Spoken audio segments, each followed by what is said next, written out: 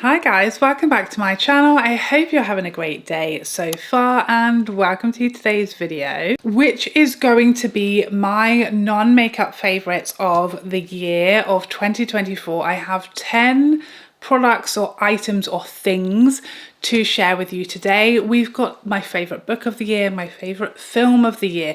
We've got a skincare item, some hair products, accessories, and a perfume that fully stole my heart this year. So if you're interested in all of the other items that I have been obsessed with in 2024 that are not makeup, then keep watching. Okay, so I read a lot in 2024. I really got back into my reading in a very obsessive way. I wish I'd kept count.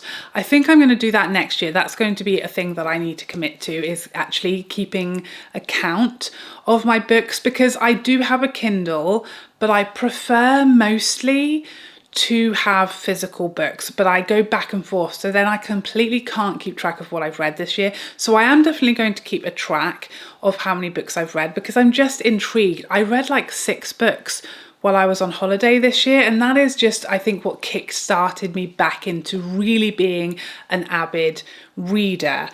So it was incredibly hard for me to choose just one book, and I may have slightly cheated, because you know me, I do love a little loophole when it comes to like picking just one. I read quite a varied lot of books this year. My kind of classic favorite type of book has some kind of murder involved, murder mysteries, thrillers, gripping, scary books. But I also read It Ends With Us and It Starts With Us in preparation to see the film this year, and I loved both of those books.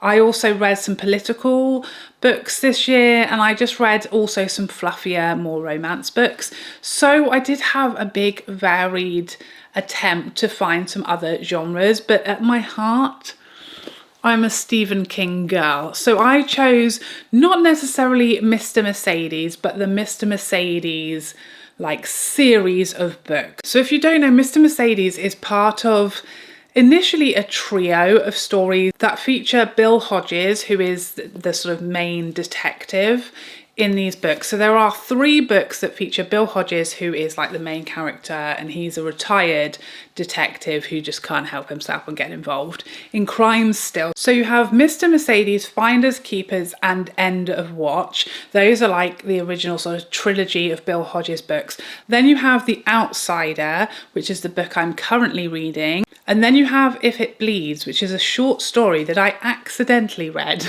before The Outsider, and I think before End of Watch, so it did ruin slightly, a big spoiler alert, in that short story, because I picked up a separate anthology of Stephen King's short stories, and I didn't realise until I was like reading the story and it mentioned Bill Hodges, and I thought, wait a second, and I didn't realise that was one of the books. So it goes Mr. Mercedes, Finders Keepers, End of Watch, they're Bill Hodges. Then it goes The Outsider, If It Bleeds is a short story, and then Holly. And those last 3 books kind of focus on the Holly character as opposed to the Bill Hodges character. So this is the first one in the series. And as I said, this year I've read 5 of the Mr. Mercedes sort of linked books, and I'm absolutely loving them. The one I'm on at the moment, The Outsider, is really good. So good. I feel like this is what Stephen King needed to have been doing all along. They do have that sort of Stephen King like sprinkling of weirdness and madness in them, but they're much more of a crime thriller than really anything that he's sort of done along those lines and in that genre before. You know, he does a lot of almost like science fiction or just like bizarre horror. This is very much like a crime thriller series, and I feel like it's like his best work. All of these books, they aren't insanely long either, which some of his books can be, and they're not really slow to get going like a lot of his books sometimes can be. The Outsider, I think I'm about 20% in, and that had me from page 1, which I feel like a lot of his more typical genre writing, it takes you quite a long time for it to get you really sucked in, and then it's amazing. These books, I feel like from the start to the finish, they were so gripping. And like I said, I've gone and read all like 5, and I've already got the others lined up. Apparently I think there's a new one coming next year as well. So this is it for me. This is a series, is fantastic. I've forced my husband, he's now read this and he's on his 2nd book in the series as well. They're so good.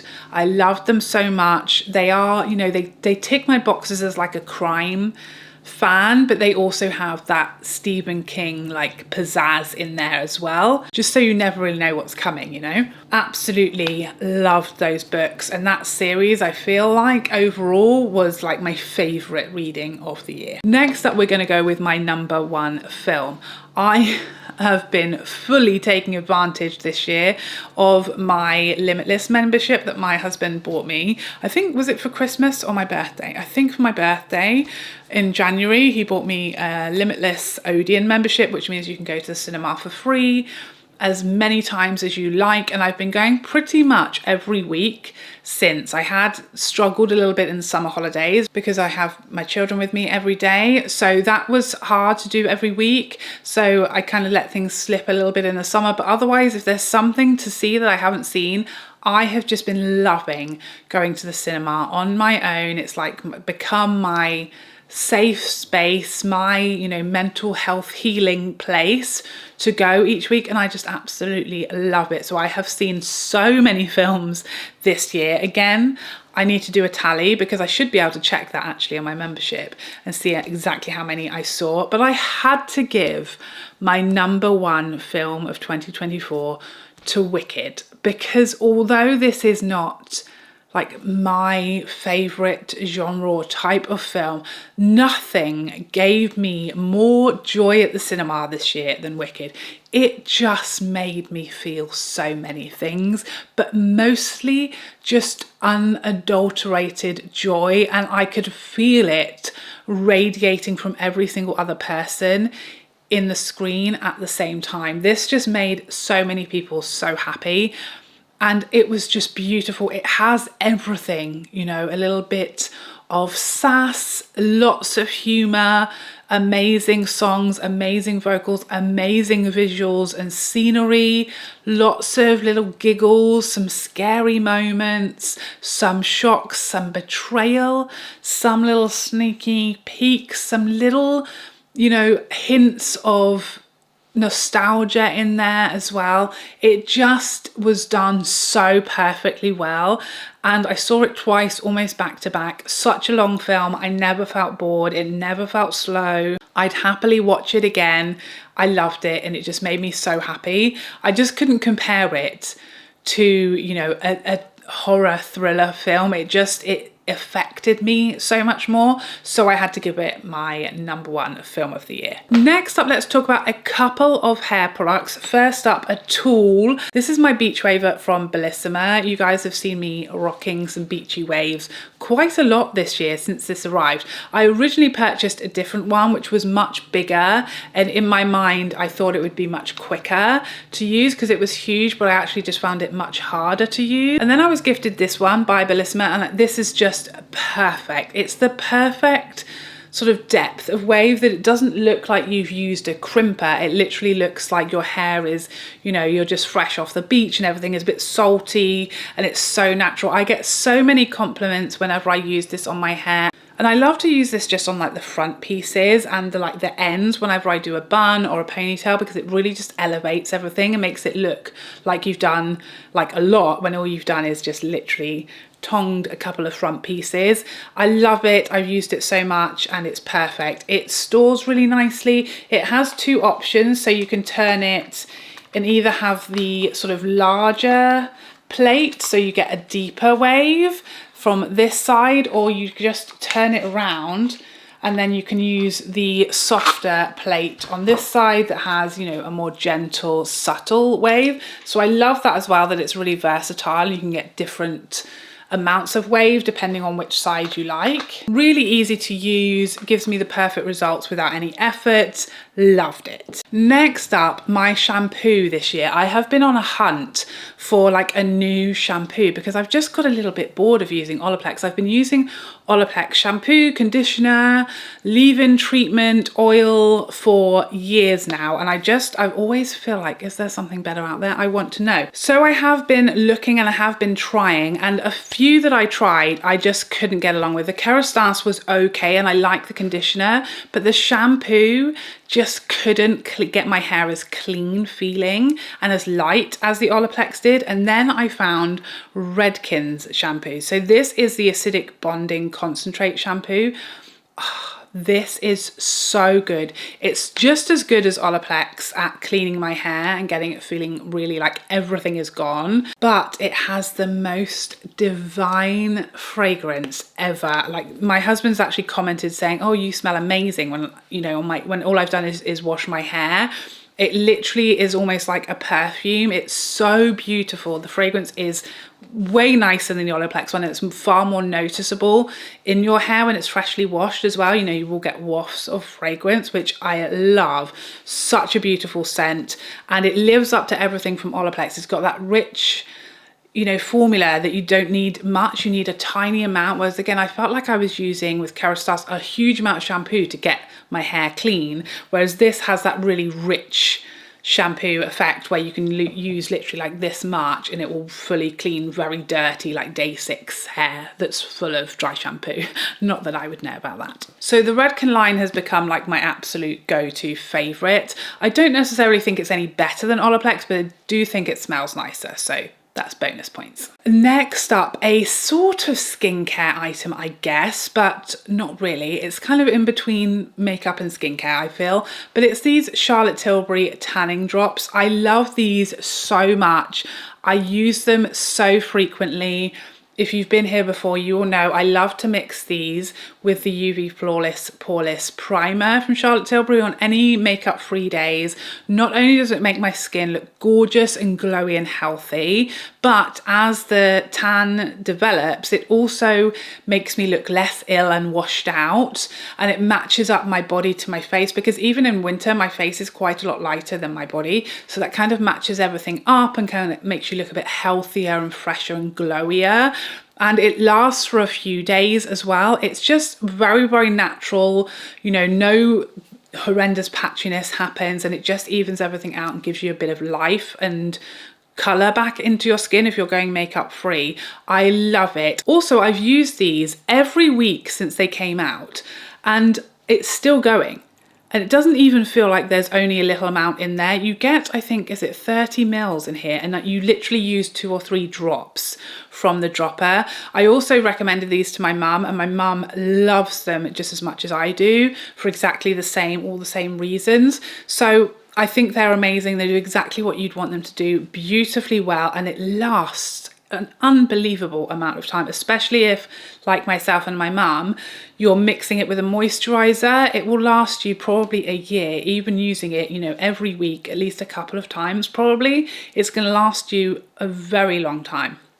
These are genius. Another sort of hair product that I haven't used today because I wanted to show you, but it's these Color Wow Root Touch-Ups. So I am literally, my hair appointment is tomorrow. So you can see my grey is thriving, living its best life. And this year I wanted to, you know, I've been sort of told by like previous hairdressers, oh, you know, once you start, grey starts coming through, you've got to kind of basically be blonde to hide the grey. It's going to blend with blonde a lot easier than it will with dark hair, which is like, this is very, very close now to my natural hair. The problem with my hair is that grey is, I have a lot of grey, it's really showing through now, but I also still have a lot of my natural hair colour. So I found that by sort of going lighter and lighter, I then would get a really harsh dark regrowth, because I still have a lot of my natural dark hair growing through as well as the grey. So that didn't really work for me, and I feel like my hair suits me better darker than it does lighter, and I just didn't really feel ready to just be grey blending. I don't have enough grey coming through for that to really work just yet. So I went back to a bit darker this year, and I want to make, you know, my colour last as long as possible. And what I found so effective this year are these Colour Wow Root Touch Up powders. So these come in all different shades. I have two shades. I have the copper colour, when my hair is like freshly coloured and it's quite coppery, or just depending on if I've gone super copper or more copper brown, I will either use this shade or I will use the medium brown shade. And it's just literally like a powder and a brush, and you have two ends, one that's a bit more dense and one that's a bit lighter. And you just literally paint over your grey. It's gonna be hard to do without a large mirror, but hopefully you can see my grey up here, and you just colour it in. And it's not so solid and thick like a spray can be, and sprays are so messy and scary, but this sort of does it in quite a subtle, natural way. You can absolutely build it up so you can't see any grey or any regrowth. But I like to sort of use it almost like in a highlighting or a low lighting way. So I'm not covering every little bit of grey. I'm just sort of blending it with my darker colour, and it's so natural. It's undetectable. No, it doesn't start running if your hair if you get a little bit rained on or splashed or something. It's so natural, and it literally just gets me to, you know, 7 or 8 weeks, as opposed to having to go every 6 weeks on the dot to my hair appointment, which, given they take so long, it's not always easy for me to go solidly every 6 weeks. Sometimes I have to leave at 7 or even 8, and then these are just an absolute lifesaver. It allows me to keep my hair darker, and just, you know, with a little bit of touching up here and there, my regrowth is invisible. It's miraculous. I love it. Two makeup brushes that came into my life this year that are absolute game changers. First up, this Rephr brush. This is so clever. This was their like special holiday brush. It's just so perfect. Not only does it have this insanely beautiful artwork on the handle, but it's just such a clever little brush, and it's so different to any other brush I have in that it has that amazing angle to it, but it's really light and airy. This is like my ultimate dream blush brush because it applies so softly and diffused. You don't even need to blend, and it applies blush, even the most pigmented blush, in this really soft diffused way. I absolutely love it so much. It's become my all-time favorite blush brush. I also will use this for bronzer, highlight, buffing, literally anything. It's used every single time I do my makeup. I could not be without it. The other brush that I was absolutely in love with that came out this year is Sonia G's TF1, and this is my absolute dream bronzer brush. It's so perfect. I've always wanted Sonia to come out with a bronzer brush that has that sculpting shape so that you can really get, you know, carve out your cheekbones, get around your forehead, but it's light and fluffy enough that it's not sort of packing too much product down. And this is it. It's absolutely perfect. I love it so much. My all-time favorite bronzer brush. And speaking of brushes and Sonia G, this Crane's brush holder changed my life this year. I finally got my greedy little mitts on it after several failures to do so, and it kept selling out before I was able to check out. And I've never loved something more. This is just so beautiful, and it does its job so well. I have every brush in here that I use day to day. It fits so many brushes and it keeps them so organized, and you can see everything. Everything is easy to get in and out. It keeps the brushes really safe and looked after, and it just looks unbelievably beautiful and organized and flipping delightful, because my brushes used to be a mess, let me tell you. Next up, I wanted to include my Beis Weekender convertible bag. Let me put this down because it's too large to keep in the frame along with my head. But I will put a picture up to show you what I'm talking about. This bag, I spoke about this I think in a monthly roundup or a haul, something like that. If you want to see, you know, the full tour. I have used this every single time I've gone anywhere, and it is so flipping good. As soon as I got to my sister's house when we went to stay there in the summer, I was like demonstrating, and I need you to look at this bag and see this bag and see the genius of it. It's so clever. It fits. I'm gonna have to pick it back up, I'm so sorry. It fits so much. It has this bit on the side that if you zip open, you can slip it over your suitcase handle if you're using it as hand luggage. This bottom bit zips off completely so that you can either have it on or not have it on, depending on how much you need to take with you. And it has this sort of airy material so that if you've got wet stuff or dirty stuff, you can put in there and it will, like, you know, not get moldy. It has a little chain strap and separate compartments. When you unzip it, it stays open so you can pack without it continually folding up. The bag is genius and I literally don't travel anywhere without it now. I'm obsessed with it. Okay, and finally for my fragrance of the year, and this was not hard because this year I found my holy grail signature scent, one that immediately knocked my socks off and left all others in its wake. It is Nihilo's The Irreverents. This is a new fragrance to me. I have been wanting this and been thinking about this fragrance for so long, but it is expensive. It's exclusive to Harrods, I think, here in the UK, and so I could not get a sample. I really didn't want to blind buy this because just having a look at the scent profile, I feared it may be too close to Versace's Gingembre Pétillant, which I already own. I thought it's going to be too similar to that I don't need both, and so I searched for a long time trying to find a sample so I could really see whether this was going to be worth me picking up, whether it was going to be different to the Versace that I already own, and then I just had to give up. I waited for an offer, I waited for a deal, because you know I don't pay full price for anything that's permanent, and finally I have it in my pores, and this was not even love, but obsession from first sniff. This is my dream fragrance. It's like it was made for me.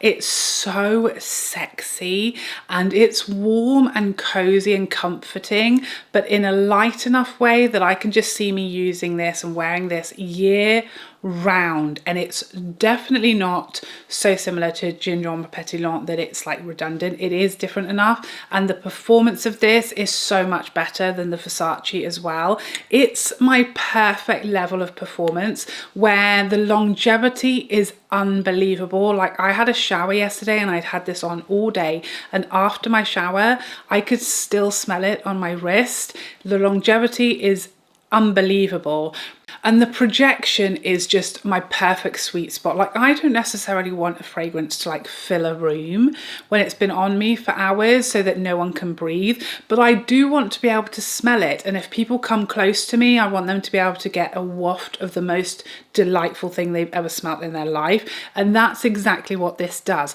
I will be able to smell this and get wafts of this all day and all night long and the next day, and if you come near me you'll get a little waft of something. This is a complete compliment bomb, but you won't be able to smell it from across the room. It won't fill a room. It's not, you know, that obnoxious and loud that it can be too much and stop people being able to breathe. It's just perfect. Now we can talk about how this literally ticks like every one of my ultimate dream notes in a fragrance: saffron, pink pepper, caramel, vanilla, tonka bean, ambergris. Other than the jasmine, every single other note in here is on my like favorite notes watch list. So it stands to reason that I would love it so much. The best way I can describe this to you, if you know your fragrances, it's like someone took Initio's Oud for Greatness and gave it a splash of Angel's Share, but without the cognac,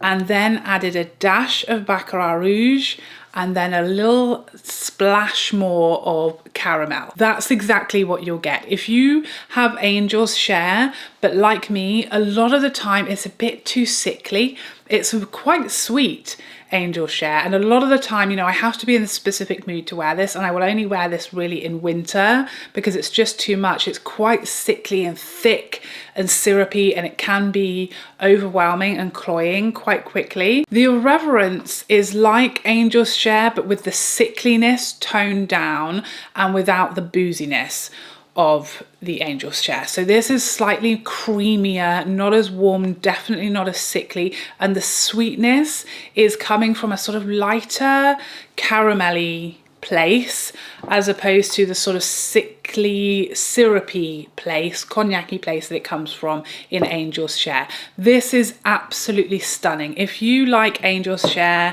and Baccarat Rouge and Oud for Greatness and Versace's Gingembre Pétillant, I think this would be an absolute safe blind buy for you. Oh, it's heavenly. It's everything I've been looking for and wanting in the most gorgeous, luxurious, sophisticated bottle. And you can be smelling this on me for the foreseeable future. And there you have it. Those are all of my non-makeup favorites from 2024. Please let me know your book recommendations, especially. Please let me know your #1 film of the year and your #1 non-makeup item, whether it's a hair tool or a product, a makeup brush or an accessory or a fragrance. Please let me know something you've been loving this year that isn't makeup in the comments section down below. You know, we hear a lot about makeup in the beauty community, but I want to know the other things that we're loving as well. Is that just me? Please let me know what you've been loving this year. But thank you so much for joining me today. I hope you enjoyed this video and I would love to see you in the next one. Otherwise, take care for now. Bye bye bye bye bye.